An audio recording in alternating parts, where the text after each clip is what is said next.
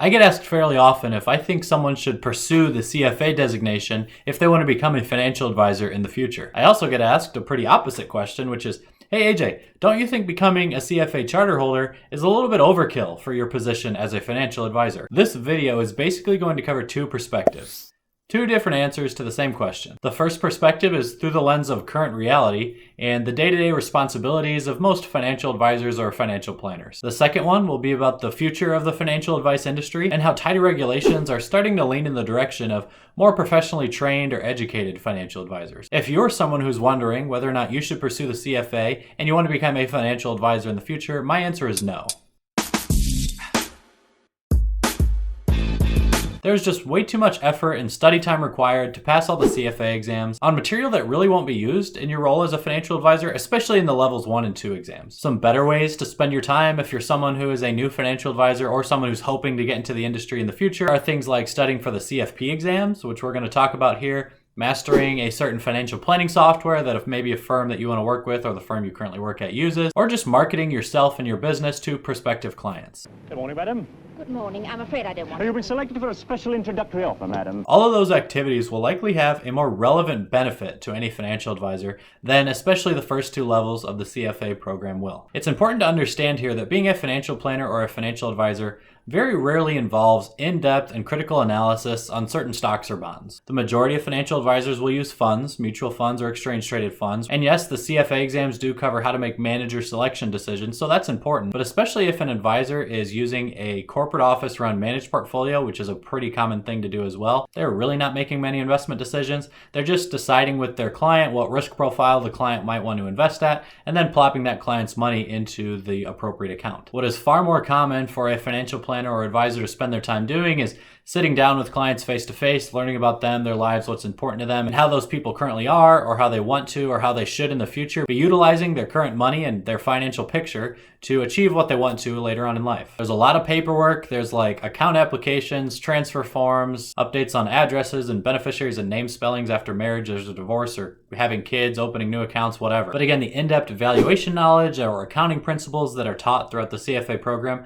are pretty rarely going to be used by most financial advisors. Now to the second part of that question, which is, hey AJ, why do you have the CFA? I can give a relatively quick answer to that. While I am a financial advisor at the firm that I work in, I serve in a little bit of a dual purpose role. Our firm has an investment committee that runs the models that our firm uses and a lot of our clients invest in. They're relatively straightforward, conservative to aggressive investment models that are made up of a combination of funds and stocks and bonds, but there is some work that goes into deciding which funds we want to be using, which asset allocation weightings we're going to be adjusting each month or quarter. So a couple things I do at the end of each trading day, we measure the performance of those models and just mark them down. And obviously we can measure things like standard deviation and expected returns based on past returns, comparing the performance of different mutual funds or ETFs that we use in our models relative to the performance of each of those funds' competitors to decide if we want to be using something else, and a lot of communication amongst our group of advisors and communication internally with our investment committee on what types of things are relevant to the decisions we need to be making in the future. So if you are someone who had the opportunity to serve as a little bit of an analyst within a wealth management team and you are a financial advisor at that wealth management firm,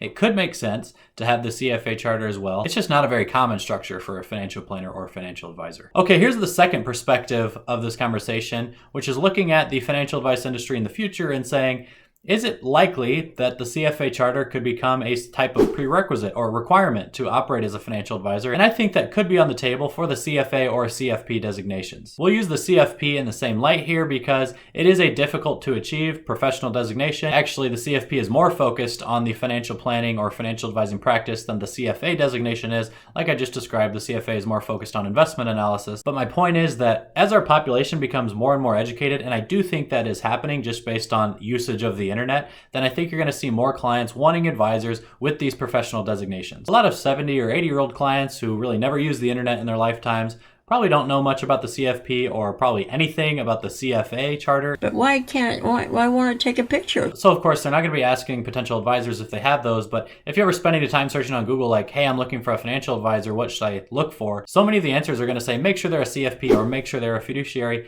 And the market is moving in that direction. So in 10 and 20 years from now, it's not like the demand for these things is going to decrease. And there are just way too many salespeople out there right now that are calling themselves financial advisors. Now, I'm not saying that there's anything inherently wrong with people who who just sell insurance or annuity products for a living, right? Like we need car salesmen, for example, and it's pretty well understood that they're kind of just there to get you in a new car to earn a commission from that sale. How you doing? Here at Used Car Sam's, your used car man. It's not like they're trying to call themselves automotive advisors or something like that, because that would just sound stupid. But when people who are in sales first positions call themselves advisors, it creates two problems. Number one is that it can impose the idea on a potential investor that this annuity salesperson that they're sitting across the table from or standing right outside their front door with is obligated to work with their best interests in mind. And that just isn't true. Their job is to sell annuities for the company for which they represent and to earn commissions from those sales. They do not consider the various financial implications that different decisions can create in people's lives. And number two is that when people get burned by products that they bought from insurance or annuity salesmen and then later realize how bad of a deal they actually got, it really creates a bad taste in their mouth. And let me tell you, this happens so often. This leads to a bad reputation for the financial advice industry in general, which I might be biased here, but I think is a bad thing. We're still talking about future regulations, potentially tilting towards the CFP or CFA kind of being requirements for financial advisors, but I want to make a comparison here, so bear with me. Think about that example by comparing it to someone going into a doctor's office. Imagine you're going to see the doctor because you have some chest pain and they check you out and say, oh my goodness, your heart is not healthy. They tell you that they have a solution that can work for you.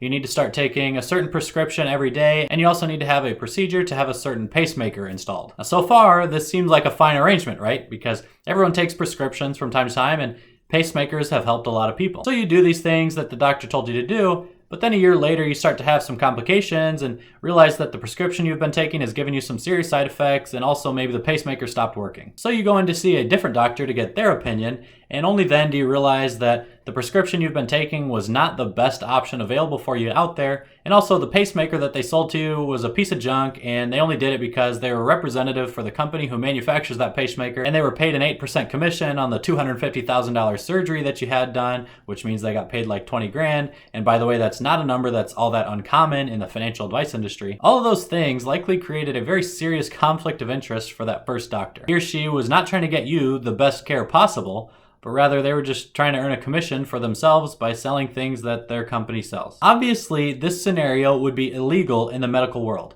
but it is almost exactly what happens in the finance world every single day, like tens or hundreds of times across the country in the United States here and elsewhere every single day. I cannot get myself to understand how this type of an arrangement is still legal. As regulators start to realize these things, professional designations are going to become more favorable. The CFA or CFP designation requires someone to have far more formal education to be able to recommend certain investment products to a client, but most importantly, they require a much higher standard of care by the people in their organizations when those people work with clients. People with these designations are fiduciaries. They need to disclose to you any conflicts of interest, and they can only recommend things to you that are in your best interest. Now, I'm not saying that today we need to pass some law that makes it illegal to be a financial advisor unless you have a CFA or CFP, because there are many really good financial advisors out there who have been doing it for like 30 or 40 years that just started before those designations were really popular. But as the Department of Labor and FINRA continue to crack down on bad practices in the financial advice industry, I wouldn't be mad if the CFP or CFA became like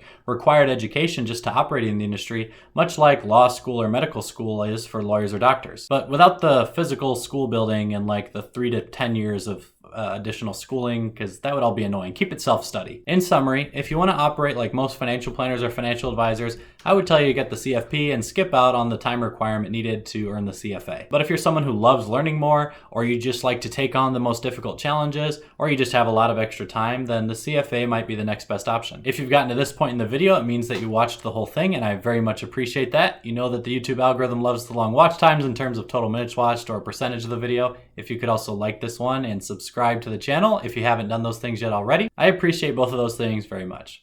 As always, thanks for watching.